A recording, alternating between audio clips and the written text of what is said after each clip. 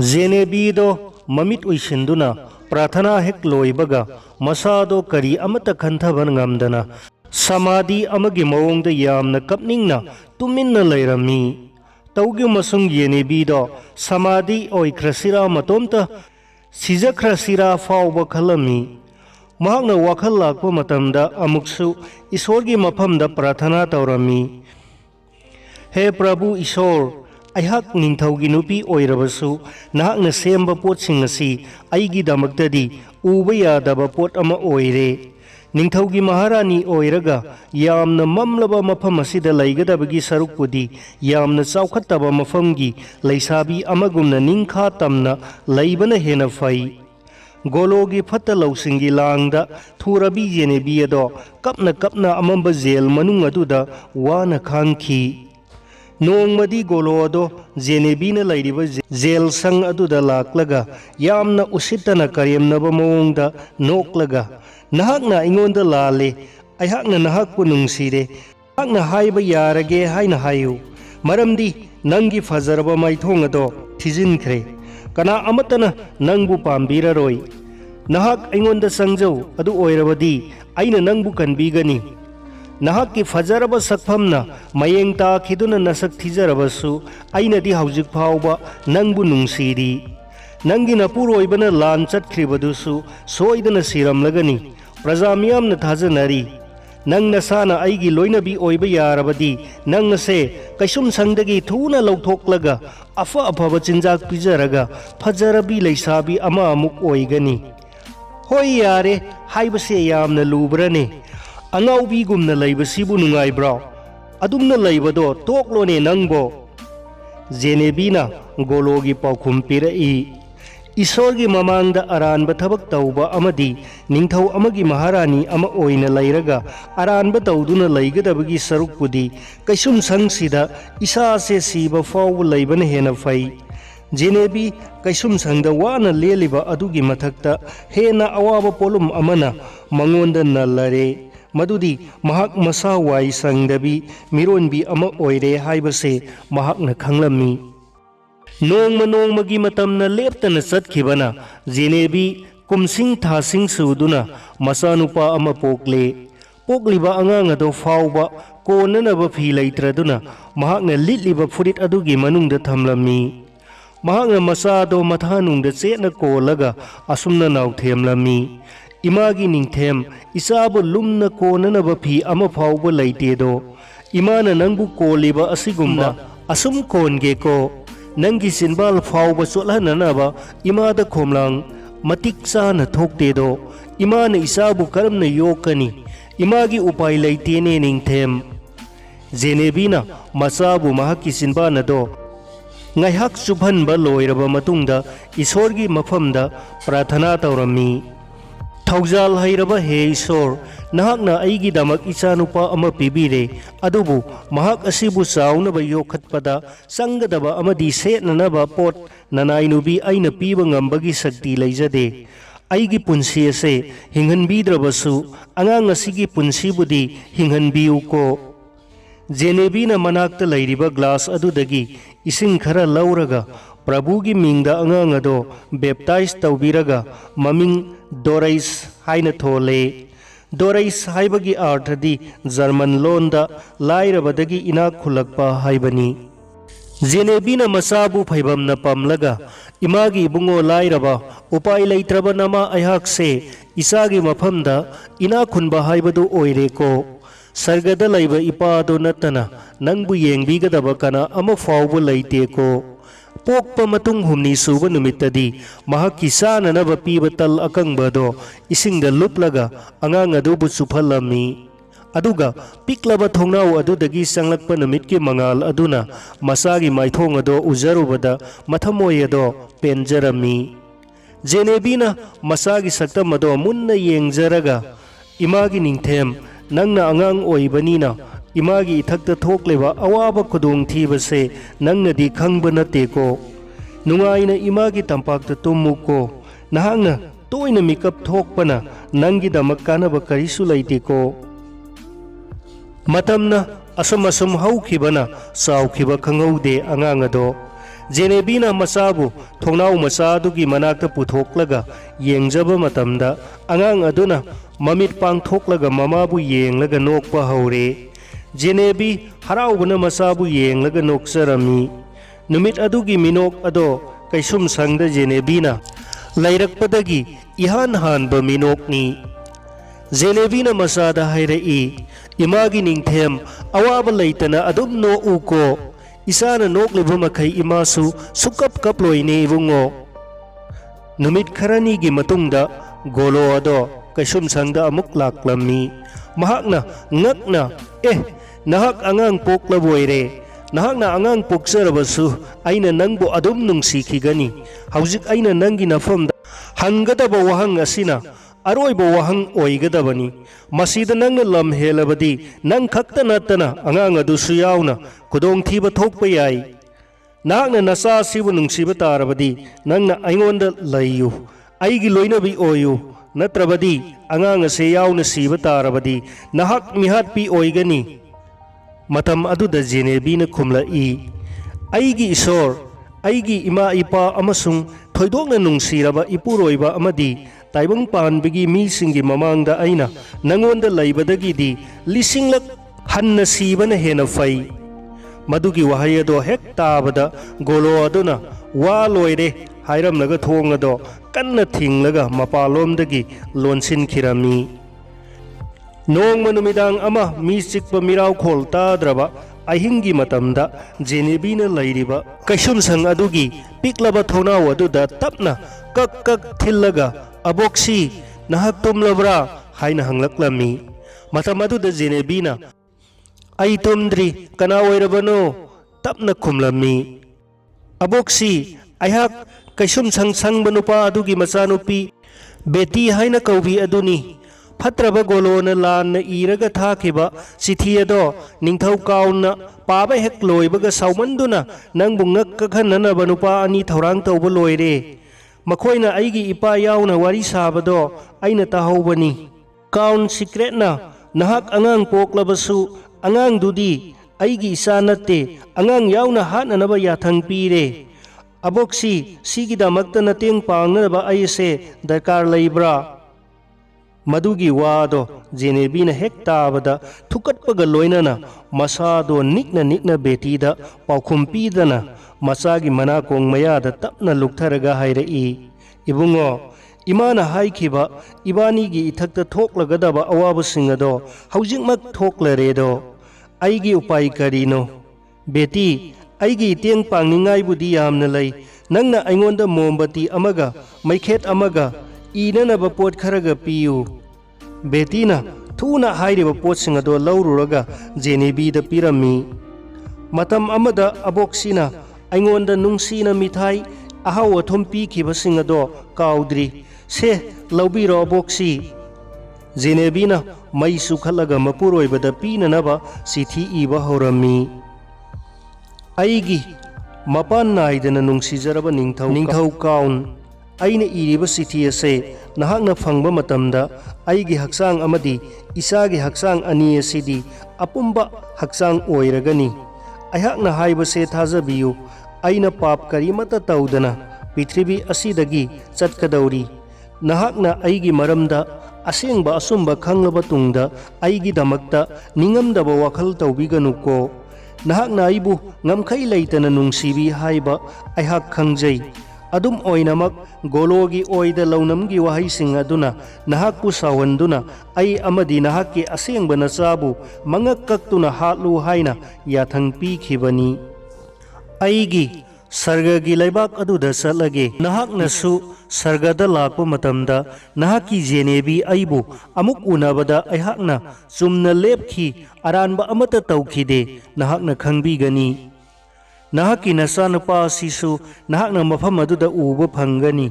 madugi matungdadi nanga aiga amadi nahakki nasanupaga khoi ahum ase taibang panbagi oidaba wahina amuk hanna kaina hanba ngamlaroi aigi ima ipabu nahakna aigi da makhanbiduna khara khara yengsinbiyu aina nahakpu nungsijaba se aigi mongpham phauba pujagani aingonda fataba tawkhiba mahakpusu aina ngakpiri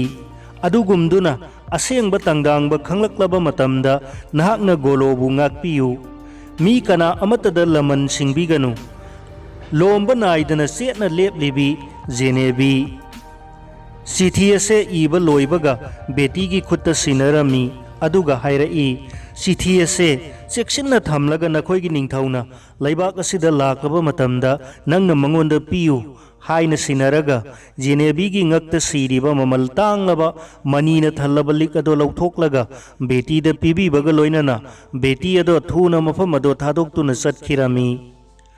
ꯕꯦꯇꯤ ꯆꯠꯈ꯭ꯔꯕ ꯃꯇꯨꯡ ꯉꯥꯏꯍꯥꯛ ꯂꯩꯔꯒ ꯖꯦꯅꯦꯕꯤꯅ ꯂꯩꯔꯤꯕ ꯀꯥ ꯑꯗꯨꯒꯤ ꯊꯣꯡ ꯇꯞꯅ ꯍꯥꯡꯕꯒꯤ ꯃꯈꯣꯜ ꯇꯥꯔꯝꯃꯤ꯫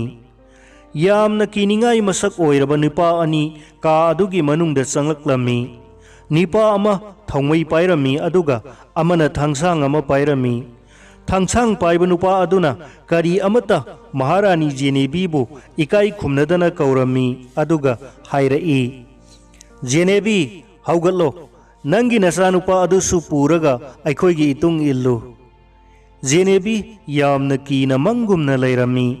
ꯃꯍꯥꯛꯅ ꯃꯄꯨꯛꯅꯤꯡꯗ, ꯄ꯭ꯔꯚꯨ, ꯑꯩꯕꯨ ꯅꯨꯡꯁꯤꯕꯤꯌꯨ, ꯀꯟꯕꯤꯌꯨ, ꯑꯩꯒꯤ ꯑꯔꯩꯕ ꯄꯨꯝꯅꯃꯛ ꯅꯉꯣꯟꯗ ꯀꯠꯊꯣꯛꯆꯔꯕꯅꯤ꯫ ꯖꯦꯅꯦꯕꯤꯗꯣ ꯃꯆꯥꯗꯣ ꯀꯣꯜꯂꯒ ꯃꯈꯣꯏ ꯑꯅꯤꯒꯤ ꯃꯇꯨꯡ ꯏꯜꯂꯛꯂꯦ꯫ ꯊꯧꯃꯩ ꯄꯥꯏꯕ ꯅꯨꯄꯥ ꯑꯗꯨꯅ ꯐꯨꯔꯤꯈꯥꯎꯗꯒꯤ ꯁꯣ ꯂꯧꯊꯣꯛꯂꯒ ꯊꯣꯡ ꯑꯗꯣ ꯍꯥꯡꯂꯒ ꯃꯈꯣꯏ ꯂꯣꯏꯅꯃꯛ ꯃꯄꯥꯟ ꯊꯣꯔꯛꯂꯦ꯫ ꯊꯦꯡꯂꯕ ꯑꯍꯤꯡꯒꯤ ꯃꯇꯝ ꯑꯗꯨꯗ ꯑꯇꯤꯌꯥꯒꯤ ꯃꯀꯣꯏꯗ ꯊꯋꯥꯟꯃꯤꯆꯥꯛꯁꯤꯡꯁꯨ ꯇꯒꯨꯞ ꯇꯔꯪꯅ ꯎꯔꯤ꯫ ꯊꯥꯁꯨ ꯊꯥꯁꯤꯔꯝꯗꯥꯏ ꯑꯣꯏꯕꯅ ꯅꯦꯝꯅ ꯆꯤꯛꯅ ꯃꯨꯁꯤ ꯃꯨꯁꯤ ꯆꯤꯡꯖꯥ ꯄꯛꯅ ꯊꯣꯛꯂꯤ꯫ ꯃꯇꯝ ꯑꯗꯨꯗ ꯃꯤ ꯀꯅꯥ ꯑꯃꯠꯇꯒꯤ ꯈꯣꯟꯖꯦꯜꯁꯨ ꯇꯥꯔꯝꯗꯦ꯫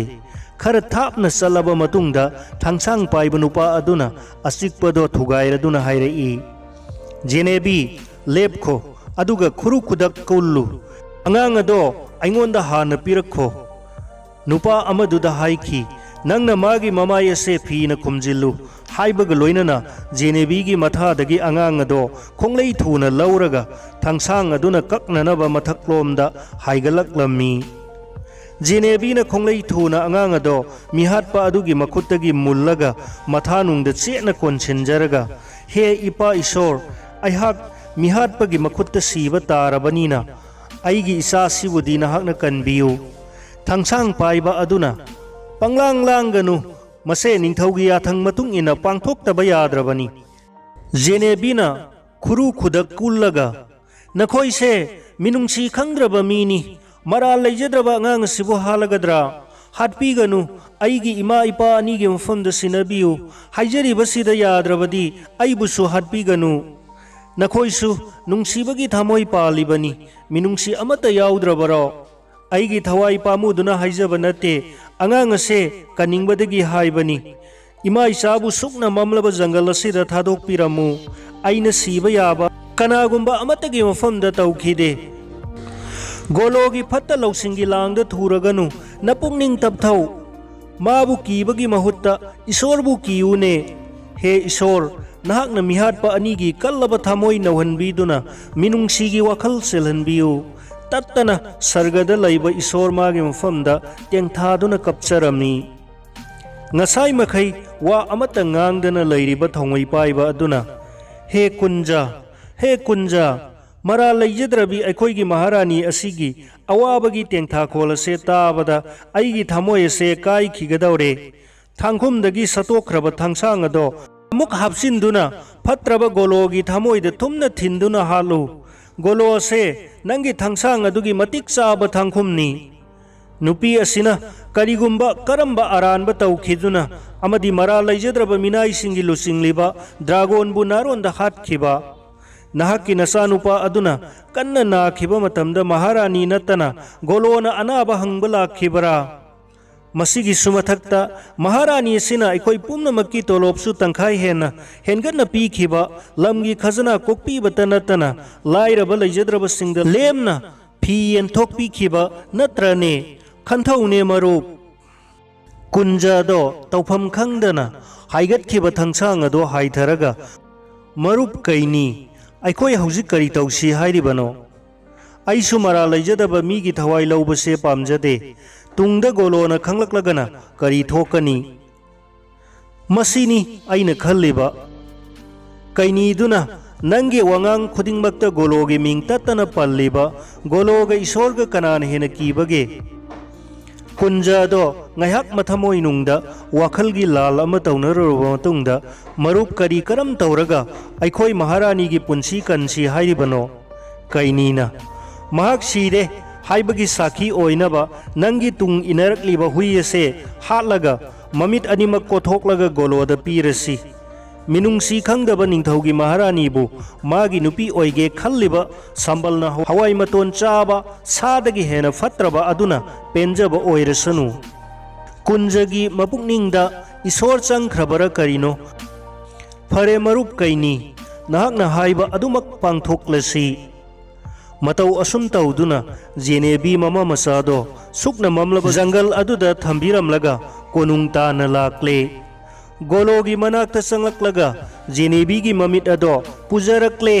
asi baksang ani ado jangal da leihore asi hairaga hui adugi mamit ani ado goloda katlami misik mirau khol tadraba umang aduda jenebi awaba khangba ngamdraduna usan pambi amagi makhongda ngaraga masado mathanungda chena kolaga ngaihak tumlammi ingmanbadagi tumbado mikap thoklammi sahing chaba sa kayagi makholna lakna khonglammi matam aduda angang ado mathanungda chena kolaga makhut ani ado lonaraga isorgi mafamda prathana tawjarai he ipa isor nahakna mihat pa anidagi ima isabu kanbibagum lamlaki sahing chaba sa singdagi su kanbiu ko aigi pangal sibu yamna sonthakre thauna pangal su pibiu maramdi nanai nubina ibungoge mafamda tattana prathana tauba ngambagi pangal ado nijabani ipa ibungo he nungsi thoiraba isor nahakku thagatchari jenebi ahing aduma wana khangjakhi nongale jenebi yamna ingbana masa kanjananaba ukrong ahoba natraga singda hutlaga leiba yaba surungna singba thiba horami matam aduda mahak aram khaurangbana makhong thangduna satpa ngamlaktre khaurangbado koknanaba uhai thibada phanglaktrabada ugi mara saba yaba थीननबगी दामक्ता उसा अकंग तारिबा दो खुल्लगा उ मखोंग दो तौरगा उगी मरा दो फुकलगा इसिंग the सामथोकलगा साबा होरक्ले मरा दो कुमन साइरगा मसागी यानुंग अदु द खरा इनबिरमी जेनेबी लेप लैतन चली कदाई द चलीबनो खंगदना महागना असुम चलकपदा अवांग बनुंगी थाक थाक नाइना थारिबों फमदुदा वाना काखली अवांगबदगी येंथरकपदा फजन हुटलबा सुरुंग अमा लैबा उरमी सुरुंग अदुगी मनुंगदा इसिंग चेनबगी मखोल सुतारमी अदुगा सुरुंग अदुगी मनाक्ता कंगलबा माइरेन मरी अमदी अरीबा माइरेन कया इसाई साइना तादुना लैबदो उरमी हाइरिबा मफम अदुदा खोंगलै थुना जेनेबीना सुरुंग मनुंगदा मसादुगा लोइनना चंखिरमी मखोइना सुरुंग मनुंगदा चंखिबा मतम अदो नुंगथिलगी मतम ओइरमी सुरुंग अदुगी मनुंगदा अंगांग अदो मखोल थोकना कप्पा हौरई महाकना अंगांग अदो लुमना मथानुंगदा चेना कोनबिरमी ईश्वरगी बोर फंगलबी अमदी ईश्वरना चानबिरक्लबी जेनेबीना मसादो चेना कोलगा ईश्वरगी मफमदा प्रार्थना तौरमी सर्गदा लैबा मतिक मंगालना थल्लबा इपा ईश्वर